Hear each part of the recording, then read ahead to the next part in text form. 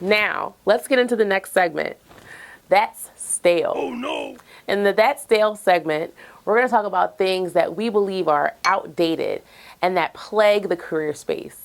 For our first That's Stale segment, we're going to focus on individual and organizational perspectives on what many call the Great Resignation and what I call the Great Reshuffle.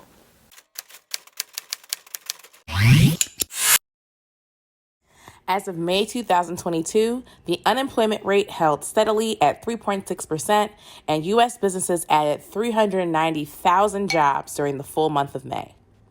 For the full year of 2021, 75.3 million workers were hired, while 68.9 million quit, were laid off, or discharged. Of those who quit, 47.4 million were voluntary quits. McKinsey states that, quote, most people are leaving to take on very different roles or just leaving the workforce entirely, as they have been operating under extreme circumstances for extended periods and have been unable to find an adequate balance between work and life. So they are choosing life until they absolutely need to go back. The New York Times states this workplace moment has been branded as one of anti-ambition. Not surprisingly, organizations and individuals have found a way to paint those who have chosen the quality of life as the most important value, as unambitious, in an effort to reestablish the loyalty to organizations where job jumpers are frowned upon and 30 years of service is worn as a badge of honor. Despite the anti-ambition sentiment from some, Pew Research Center calls out top reasons for some who left the job in 2021, citing pay being too low, no room for advancement, and feeling disrespected at work.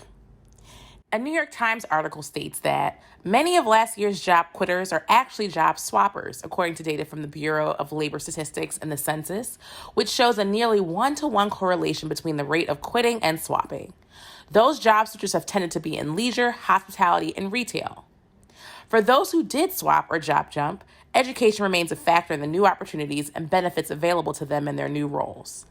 Data from Pew Research showcases 66% of respondents with a bachelor's degree making more money versus 51% with some college or less.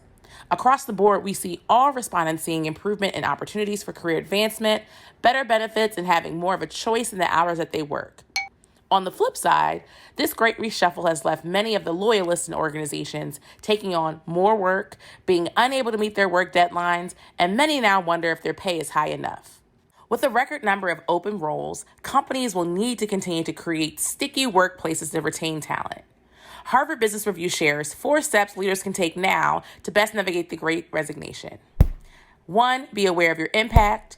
2, focus on potential and possibility. 3, make it okay to leave. And 4, give your employees the respect and attention they deserve. Career Conversations for the Culture supports individuals in determining what career success and fulfillment looks like for them and finding companies and opportunities that align. Corporations have long instilled this idea of loyalty and have hidden behind terms like, it's just business, for far too long, and employees are now choosing life over business. We couldn't be more thrilled. To best summarize our sentiments on persons lacking ambition, quote, because they are choosing to get more money, better benefits, etc., here's a snippet from an article that we thoroughly enjoyed in the New York Times titled, All of Those Quitters, They're at Work.